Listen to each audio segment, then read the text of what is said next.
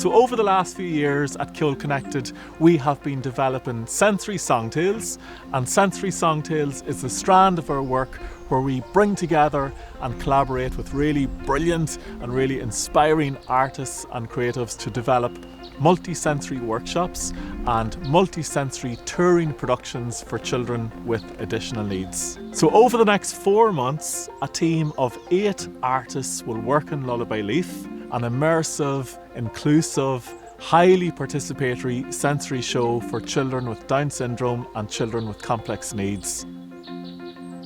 This week was about us all meeting and getting to know each other and exchanging all of our different experiences and art forms and ideas together. We're going to be bringing this whole sensory world to the children during Leaf. And in order to do that, we need to have had some of those experiences ourselves.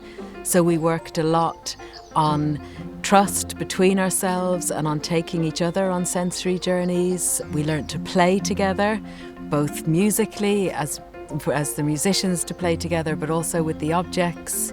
And I think the other thing was about building a kind of a group cohesion and a group responsiveness to each other. Because as part of Leaf, we want to be able to be really responsive and playful and in the moment with the children. And in order to do that, we need to have that same responsive, playful connection with each other. It was so important for us because we got to know each other's reactions to things and we could read each other.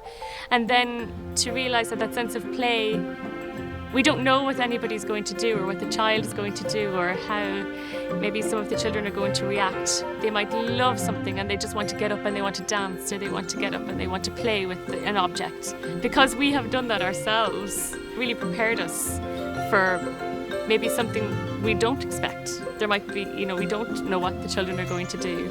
What I loved was the moment of joy when Orla came in with the hoop with the silver tassels. Each of the 3 children, they just really wanted to get in there. They wanted to feel it, they wanted to play with it, to be able to react to that and to see the children and how much they adored it, and that they got that opportunity to get up and play with the piece and the object, and then we can react to that.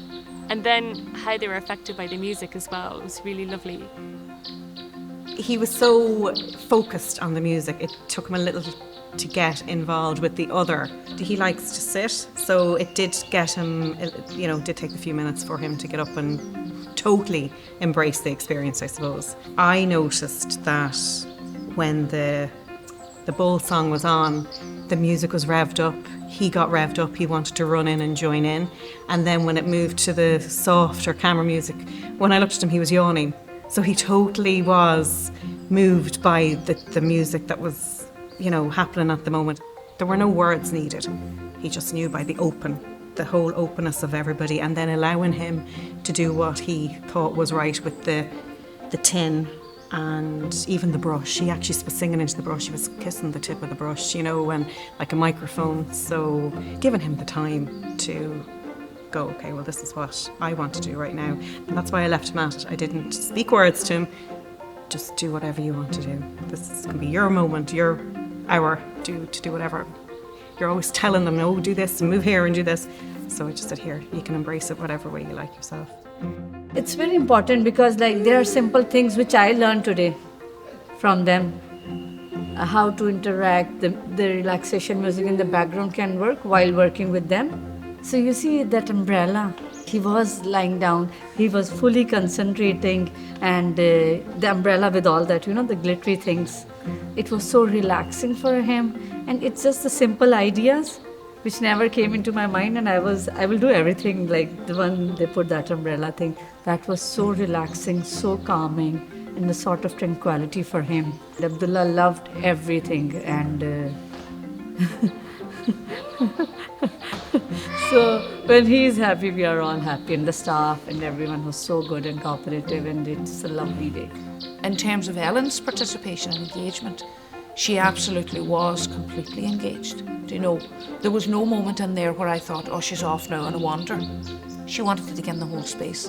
But in terms of the artists and their engagement with Ellen and her response to them, I think it was spot on, do you know?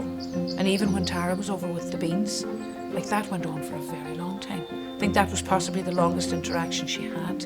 You know, when it kept changing into something else, from pouring to filling to knocking out of the tin and rolling the tin. Like, she really, really liked that bit, you know.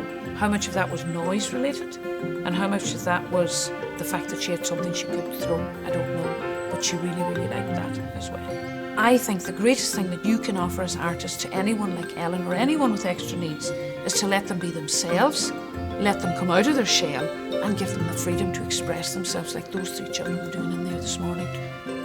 It really meant so much, and to actually see how a show, how it develops and how the performers develop and how it's created, to see every little element of how something is put together with so much thought, allowing so much freedom for every participant or child and artist and performer. That's just really beautiful.